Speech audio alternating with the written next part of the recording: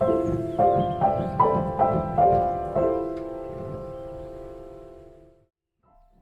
Bend is a film on a topic that has affected every single person in some capacity, dead or alive. The reality of growing up and grieving the loss of how life once was. This dilemma has plagued the lives of young people today, with many being afraid to be themselves and show who their inner child could have been. My film is fictional, but still has many real aspects to it. The Bend is a blend of realism and naturalism, which gets the audience to envision parallels between my film and their own life.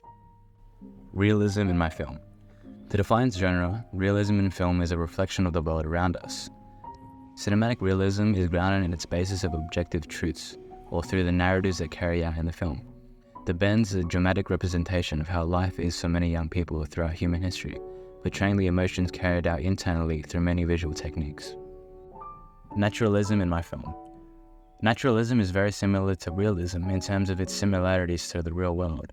The majority of films use grand visual techniques, large-scale locations to allow the audience to escape into another world.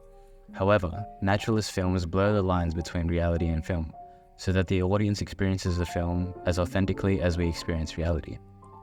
My film explores the idea of breaking traditional norms of a post-childhood life, telling a story that has been told millions of times, but in video form. The social issue I'll be exploring is multifaceted. The pressures in society on young people to know and enjoy what they're going to do with their lives, and how their environment affects their well-being. As a young person myself, I too have experienced this pressure to go to uni, get a degree, and work for the rest of my life, doing something that I wouldn't enjoy.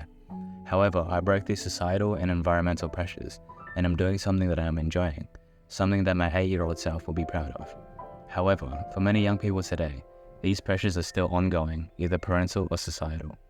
The purpose of my film is to inspire or enlighten the audience, to awaken their inner child and to explore the person they truly are.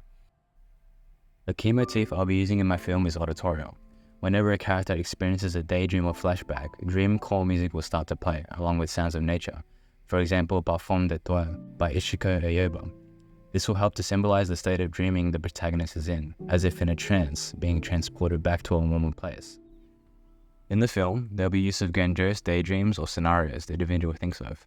For example, individual 1 has vivid daydreams of Trumspringa, coined by writer John Connick, which is the temptation to step off your career track and become a shepherd in the mountains, following your flock between pastures with a sheepdog and a rifle, watching storms at dusk from the doorway of a small cabin, just the kind of hypnotic diversion that allows for your thoughts to make a break for it and wander back into their cubicles in the city.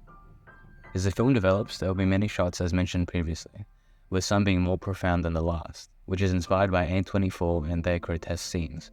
This allows for a childlike perspective, and to draw the audience to think of their own childhood dreams of what they wanted to be when they were younger.